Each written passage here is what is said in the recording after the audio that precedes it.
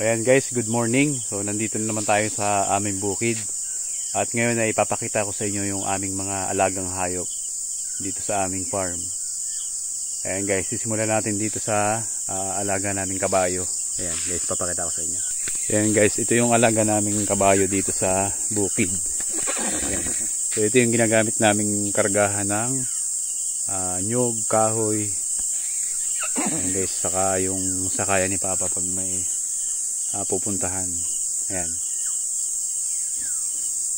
Ayan, medyo pilyo na yung kabayo na yan. Ayan, laki niya. Ayan ay lalaki.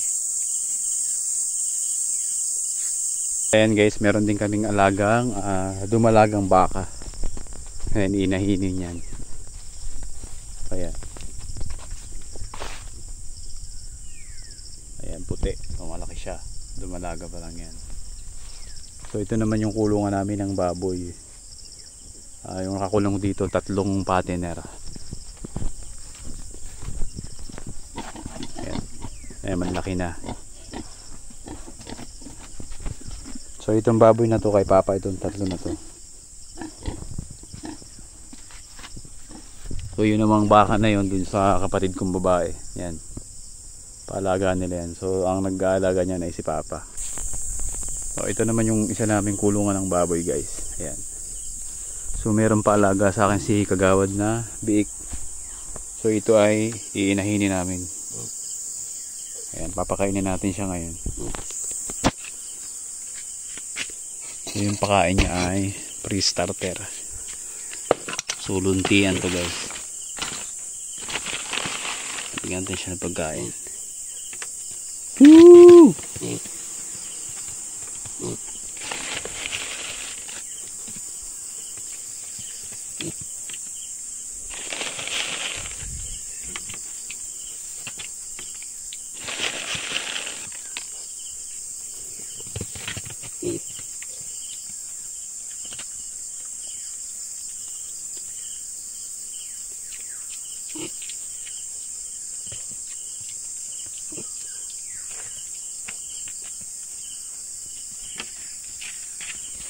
So itong baboy na to guys ay nakuha niya sa palaro. Ayan.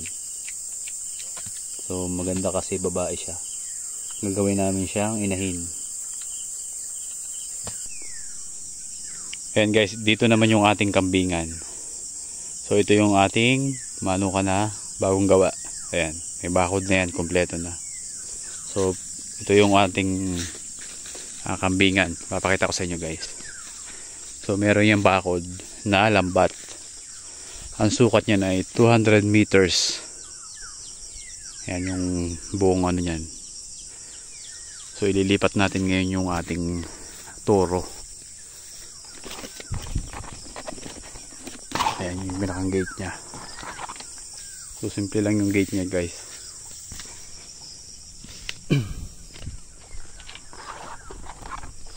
So yan yung ating itim na toro.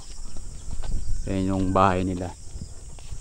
So yun yung isa. Bali ito guys ay 6 na ulo.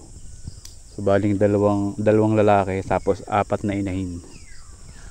So yung isang inahin natin napilay, napasuot yung paa niya dun sa sahig ng kanilang bahay. So tuturukan niya ni Kagawad. So ito nga pala yung ginawa kong guys, yung lagayan ng asin at molasses. Yung dinidilaan nila. Ayan, dalawa yan. Tapos ito naman yung ginawa kong painuman.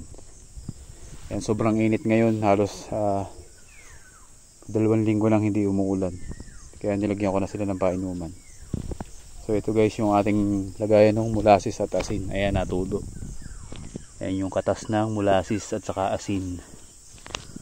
So yun yung sinisip-sip nila at dinidilaan nila yan. Pampaganang kumain yan. Ayan guys, namamahinga yung ating isang inahin. Ayan, masakit yung kanyang paa, naipit dito sa higaan nila. Ayan, kaya nilagyan ko nito. So dito napapasok yung paa niya. Ayan, nagkasugat. Ayan. So ililipat natin tong isang kambing. So yung ibang kambing guys nagagala na. Ayan, nakakain sila dyan. Haba ikot. So mamaya lalagyan natin sila ng dahon ng tik-ew o yung saging na ligaw. Ayan guys, lilipat natin itong kambing.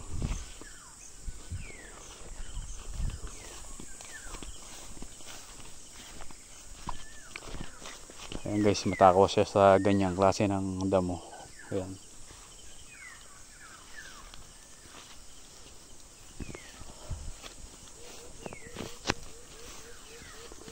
So dito muna natin siya ilalagay. May malilim dito mamaya. Ayan.